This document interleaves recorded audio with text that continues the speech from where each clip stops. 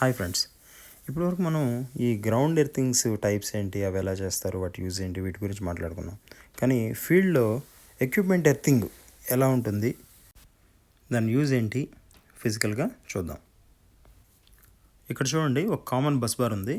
దానికి చాలా earth wires connect చేస్తున్నాయి. వాటి మీద ట్యాగ్స్ కూడా ఉన్నాయి, ఎక్కడి నుంచి ఆ ఎర్త్ కేబుల్ వచ్చింది అనేది. మనం చూస్తే ప్రతి కేబుల్లో ఒక ఎర్త్ కేబుల్ అనేది ఉంటుంది. అంతేకాకుండా ప్రతి కంటైనర్కి కూడా మనకి ఒక ఎర్త్ బార్ బయటికి కనిపిస్తుంది కదా. ఈ ఎర్త్ బారు ఈ త్రూఅవుట్ కంటైనర్ లోపల కూడా రన్ అవుతుంది అనమాట. ఈ ఎర్త్ కేబుల్స్ మనం చూడొచ్చు. ఇలాంటి ప్రతి కంటైనర్ యొక్క ఎర్త్ బార్స్ నుంచి ఇందాక బస్ బార్ కనెక్ట్ చేసి ఉంటుంది. ఇది డోర్ యొక్క ఎర్త్ కేబుల్. డోర్ అనేది మూవబుల్ పార్ట్. సో ఒక ఫిక్స్డ్ కంటైనర్కి మూవబుల్ పార్ట్కి ఎర్త్ కనెక్షన్ అనేది టైట్గా ఇలా కనెక్ట్ చేయాలన్నమాట. సో ఈ లూజ్ కనెక్షన్ అనేది ఉండకూడదు. ఇక్కడ కంటైనర్ లోపల ఎంసీసీ ప్యానల్కి ప్లస్ కంటైనర్కి కనెక్ట్ చేస్తూ త్రూఅవుట్ కంటైనర్ ఒక బస్ బారు రన్ అవుతుంది, చూసారా.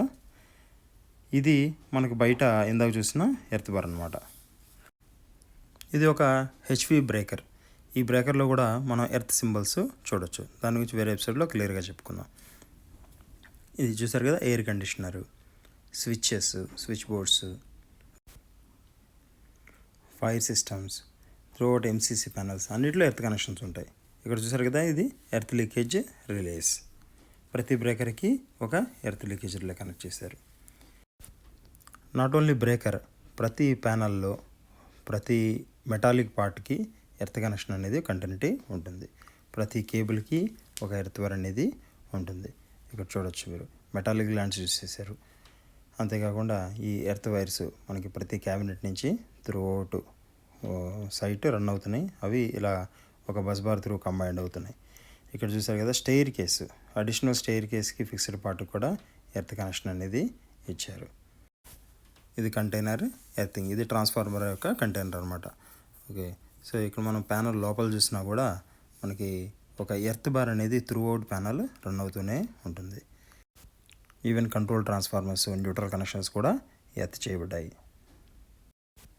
ఈ విధంగా సైట్లో ఉండే ప్రతి మెటాలిక్ పార్ట్, అది ఎలక్ట్రికల్ అనివ్వండి, మెకానికల్ అనివ్వండి, ప్రతి స్ట్రక్చర్ నుంచి కూడా మనకి ఎర్త్ కనెక్షన్ అనేది ఇలా ఒక కామన్ పాయింట్కి కనెక్ట్ చేసి దాని నుంచి గ్రౌండ్ ఎర్తింగ్కి కనెక్ట్ చేస్తారనమాట. సో ఇది ఒక గ్రిడ్ సిస్టమ్, ఎర్తింగ్ యొక్క గ్రిడ్ సిస్టమ్ అనమాట.